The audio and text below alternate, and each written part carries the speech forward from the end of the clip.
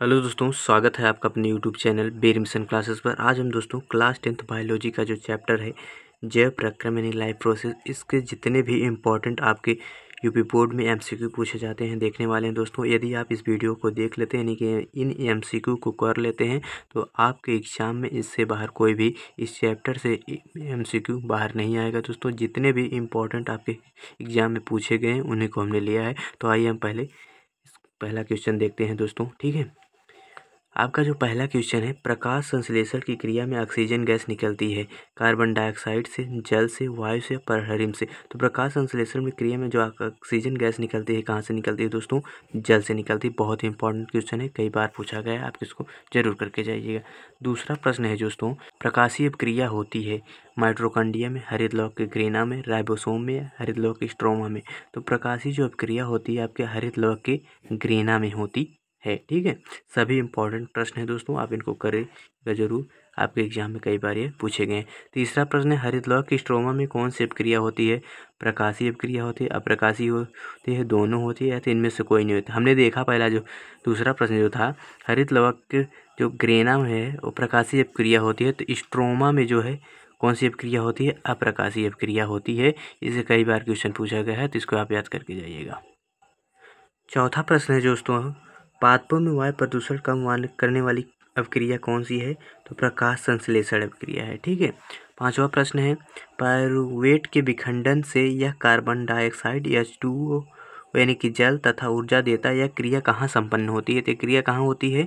यह क्रिया जो होती है आपकी माइटोकॉन्ड्रिया में होती है। कहाँ होती है? माइटोकॉन्ड्रिया में होती है। छठवां प्रश्न है आपका, क्लोरोप्लास्ट के ग्रेना में बनते हैं, तो क्या बनते हैं?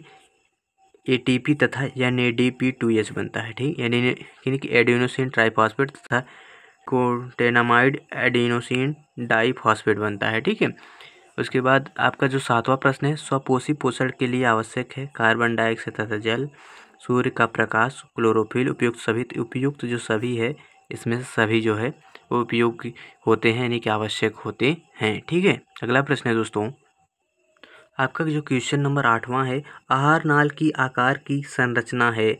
आहार नाल की सी आकार की किसकी संरचना होती है? तो ग्रहणी जो होती है इसकी सी आकार की संरचना होती है। आपका 9वां प्रश्न है, मनुष्य में लार ग्रंथियों की संख्या है। तो मनुष्य में 3 जोड़ी जो है लार ग्रंथियों की संख्या होती है। ठीक है, 3 जोड़ी पाई जाती है, यानी कुल 6 होते हैं। 10वां प्रश्न है आपके, मनुष्य में के दांत में दूधों की संख्या कितने होते हैं? तो मनुष्य में जो है दांत में दांतों की संख्या जो होती है 20 होती है। ठीक है, अगला है, मनुष्य के ग्रासनली की लंबाई कितनी होती है? तो मनुष्य के जो ग्रासनली की लंबाई होती है 25 से 30 सेमी होती है। कई बार एग्जाम पूछा गया है, आपको इसको याद करके जाइएगा। 12वां प्रश्न है दोस्तों, ऊर्जा की मुद्रा है ATP, एडिनोसिन ट्राइफॉस्फेट, इसे कॉइन ऑफ एनर्जी कहा जाता है। ठीक है, 13वां प्रश्न है आपका, आहार नाल के पेशी संकुचन को कहते हैं क्रमाकुंचन कहते हैं। जितने भी प्रश्न करा रहे हैं दोस्तों ये कई बार आपके एग्जाम में पूछे गए हैं। जठर रस का स्त्रावित होता है। जठर रस कहाँ से स्त्रावित होता है? तो अमाशय से स्त्रावित होता है। ठीक है, 15वां जो प्रश्न है, यह किस रस का स्त्रावित करता है, यानी किस रस को स्त्रावित करता है? तो पित्त रस का स्त्रावण करता है। ठीक है, आपका जो 16वां प्रश्न है, होमोग्लोबिन महत्वपूर्ण भूमिका निभाता है। किसमें निभाता है? तो श्वसन में जो है यह निभाता है। ठीक है, 17वां प्रश्न है दोस्तों, ग्लाइकोजेनेसिस की क्रिया में बनता है, क्या बनता है? विटामिन बनता है, प्रोटीन बनता है, ग्लूकोज बनता है, ग्लाइकोजन बनता है। तो ग्लूकोज बनता है। ठीक है, कई बार प्रश्न पूछा गया है दोस्तों। 18वां प्रश्न है, मनुष्य के हृदय में कक्षकों की यानी वेश्म की संख्या होती है, तो कितने होती है? 4 होती है। कौन कौन से होते हैं? दाया नीले, दाया बायां नीले, दायां अलिंद, बायां अलिंद। ठीक है, यही होते हैं 4। और 19वां प्रश्न है, विटामिन C का अच्छा स्रोत कौन सा होता है? संतरा होता है, अंडा होता है, गेहूँ होता है, मछली होता है। संतरा जो होता है यानी खट्टे जितने भी पदार्थ होते हैं या फल होते हैं उनमें कौन सा विटामिन पाया जाता है? अधिकतर जो है विटामिन C पाया जाता है। क्वेश्चन नंबर 20 जो है, निम्न में से कौन से विटामिन जल में घुलनशील हैं? तो जो B और C होते हैं आपके जल में घुलनशील विटामिन होते हैं, आप इनको याद करिए, कई बार पूछा गया है। और क्वेश्चन नंबर जो 21वां है, बेरी रोग किस विटामिन की कमी से होता है? तो विटामिन B1 की कमी से होता है। नहीं, विटामिन B1 का जो साइंटिफिक नेम होता है थायमिन होता है। ठीक है, 22वां प्रश्न है दोस्तों, रुधिर के कितने समूह होते हैं, यानी कि कितने वर्ग होते हैं, ग्रुप होते हैं, तो कितने होते हैं? 4 होते हैं। कौन कौन से होते हैं? ए होता है, बी होता है, ए बी होता है और ओ समूह होता है। ये 4 होते हैं। ठीक है, अगला प्रश्न है दोस्तों आपका। तो 21वां प्रश्न है, फेफड़े में शुद्ध रक्त आता है, यानी कि आपके हृदय में जो फेफड़ा होता है उसमें हृदय में कौन किस भाग में आता है? तो बाएं अलिंद में आता है। ठीक है। 25वां प्रश्न है, शुद्ध रुधिर को शरीर के विभिन्न भागों को ले जाती है, कहाँ कौन ले जाती है? तो महाधमनी ले जाती है। ठीक है। लसिका में नहीं पाई जाती हैं, तो लाल रुधिर कणिकाएं जो होती हैं, यानी कि आरबीसी जो है आपके लसिका में नहीं पाया जाता है। ठीक है। अगला प्रश्न है 27वां, पादपों में जाइलम उत्तरदायी होता है। जाइलम जो होता है आपके किसके लिए उत्तरदायी होता है? जल संवहन में, यानी कि पौधों तक जल पहुंचाने का कार्य करता है। ठीक है। आपका जो 28वां प्रश्न है, पादपों में भोजन का स्थानांतरण होता है, यानी फ्लोएम द्वारा। खनिज लवण जो होते हैं पादपों में किसके द्वारा पहुंचाए जाते हैं? फ्लोएम द्वारा पहुंचाए जाते हैं। अगला प्रश्न है दोस्तों आपका 29वां प्रश्न है, वह कौन सी शिरा है जिसमें शुद्ध रुधिर प्रवाहित होता है? तो पल्मोनरी शिरा जो है इसमें शुद्ध रुधिर प्रवाहित होता है। 30वां प्रश्न है, मनुष्य में वृक्क एक भाग है जो संबंधित है, किससे संबंधित है भैया? उत्सर्जन से, यानी किडनी जो है आपके, ठीक है, मूत्र को छानने का कार्य करती है, यही होती है। 31वां प्रश्न है, अमोनिया का यूरिया में परिवर्तन करता है, तो कौन करता है भैया? वृक्क करता है। कौन करता है? वृक्क करता है। 32वां प्रश्न है, डिक्सन एवं जैली संबंधित हैं, रसारोहण से संबंधित हैं।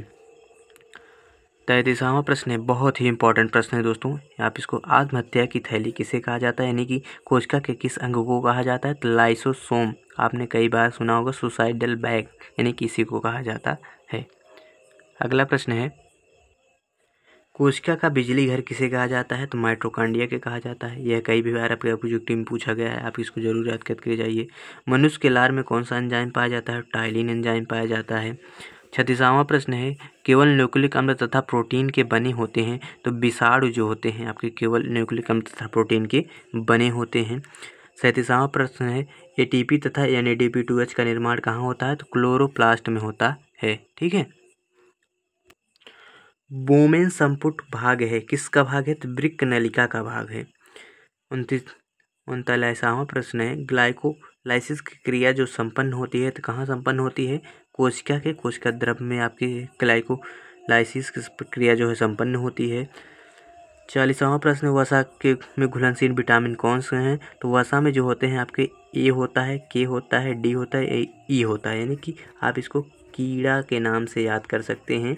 और बी तथा जो सी होते हैं ये किस में होते हैं? जल में घुलनशील होते हैं, हमने आपको पहले भी बताया। ठीक है। आपका जो 41वां प्रश्न है, यानी कि 41 प्रश्न है, मनुष्य में पाई जाने वाली सबसे बड़ी ग्रंथि कौन से है? तो यह यकृत ग्रंथि है। ठीक है। और आपका 42वां प्रश्न है, स्वस्थ मनुष्य का रक्तदाब होता है 120/80 HHmg होता है, यानी कि BP जो होता है आपका 120/80 होता है। आरबीसी का कब्रिस्तान किसे कहा जाता है? अस्थिमज्जा को कहा जाता है, प्लीहा को कहा जाता है, दोनों कहते हैं। प्लीहा को जो है आरबीसी का कब्रिस्तान कहा जाता है दोस्तों, आप इसको याद करके जाइएगा। अगला प्रश्न है, मूत्र का निर्माण होता है किस में होता है? वृक्क में होता है, यानी कि किडनी में होता है। रक्तदाब मापा जाता है थर्मामीटर से? नहीं, टेम्परेचर मापा, स्फेग्नोमैनोमीटर से आपका जो है रक्तदाब यानी BP मापा जाता है। अगला प्रश्न है, क्लोरोफिल अवशोषित करता है, किसे अवशोषित करता है? प्रकाश ऊर्जा को अवशोषित करता है। किस में बदलता है? तो रासायनिक ऊर्जा में बदलता है। ठीक है, रासायनिक ऊर्जा में परिवर्तन करता है। ठीक है। 47वां प्रश्न है, क्लोरोफिल कहाँ पाया जाता है? तो आपको पत्ती में पाया जाता है। ठीक है।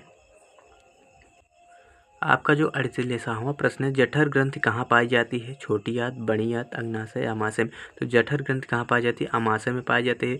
और अमाशय का जो किस आकार का होता है? तो जे आकार का होता है। ठीक है। कई बार यह भी पूछा गया किस आकार का होता है, तो हमने इसलिए बता दिया है। कूपिका या वायु कोष्टिका कहाँ पाई जाती है? तो फेफड़ों में पाई जाती है। ठीक है।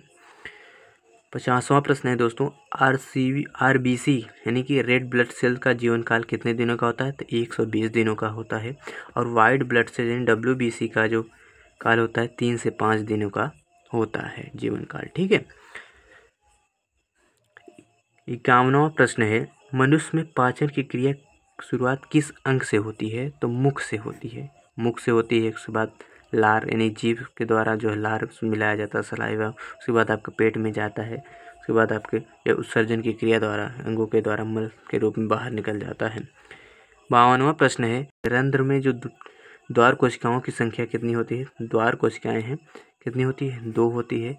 तो ये दोस्तों जितने भी आपके इम्पोर्टेंट प्रश्न थे आपके यूपी बोर्ड में पूछे जाने थे, यानी कि आने की उम्मीद है, यही थे। कितने प्रश्न हमने बोले थे? 50, लेकिन हमने 52 कराए हैं। आपको एक कमेंट में आंसर देना है दोस्तों, बायोलॉजी का जनक किसे कहा जाता है? ठीक है, यानी कि आप बायोलॉजी पढ़ रहे हैं तो बायोलॉजी का जनक कौन है, आप इसको कमेंट बॉक्स में बताइएगा। यदि वीडियो आपको पसंद आई हो दोस्तों तो प्लीज़ लाइक एंड सब्सक्राइब जरूर कीजिएगा। ठीक है दोस्तों, मिलते हैं ऐसे महत्वपूर्ण वीडियो के साथ। जय हिंद, जय भारत। आप इसको ज़रूर करके आ जाइए।